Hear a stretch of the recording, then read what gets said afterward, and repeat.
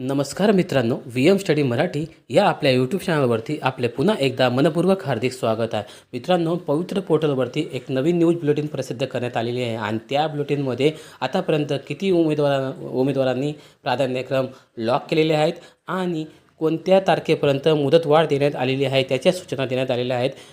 त्या नेमकं काय आहे सूचना ते आज आपण बघणार आहोत.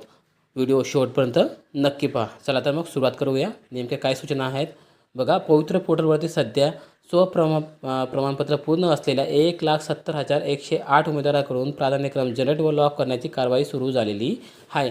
त्यापैकी काल रात्री 11 वाजेच्या अखेर मुलाखतीशिवाय 1,07,254 मुलांनी प्राधान्यक्रम लॉक केलेले होते आणि मुलाखतीसह 78,754 मुलांनी प्राधान्यक्रम पवित्र पोर्टलवरती लॉक केलेलं होतं. यामुळे भरपूर मुलं अजूनपर्यंत बाकी होते, म्हणून त्यांनी मुदत वाढवली आहे. मित्रांनो, आता दुसरी सूचना त्यांनी असं केली आहे. उमेदवारांनी यापूर्वी 2 वेळा वैयक्तिकरित्या देखील प्राधान्यक्रम लॉक करण्याचे SMS द्वारे कळवलेले आहे आणि त्यांनी OTPच्या येणाऱ्या जे समस्या होत्या त्याचे देखील निराकरण केलेले आहे. मित्रांनो, कारण आता OTPला कोणताही प्रॉब्लेम येत नाही आहे असं सूचना त्यांनी देण्यात आल्या.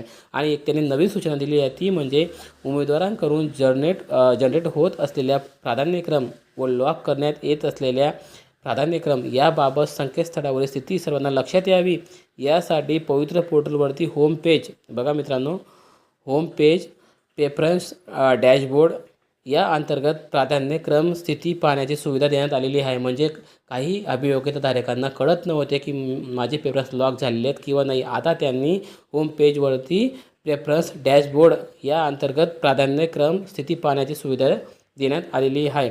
आणि सर्वात महत्त्वाचं म्हणजे मित्रांनो, जी मुदत अगोदर 13/8/2026 होती ती आता वाढवून 16/8/2026पर्यंत वाढवण्यात आलेली आहे.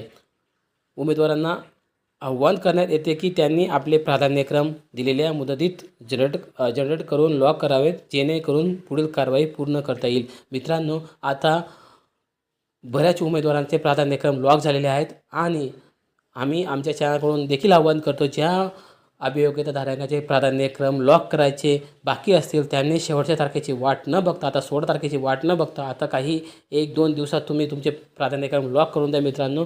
कारण आता 2 वेळेस मुदतवाढ देण्यात आलेली आहे, म्हणून आता कोणीही वंचित राहू नये, म्हणून प्राधान्यक्रम लवकरात लवकर लॉक करावे. कोणत्याही प्रकारची काळजी करू नका, टेन्शन घेऊ नका, निवांत राहा. चला तर मग अशाच प्रकारचे नवीन व्हिडिओची अपडेट मिळवण्यासाठी आपल्या चॅनल लाईक आणि सबस्क्राईब करा.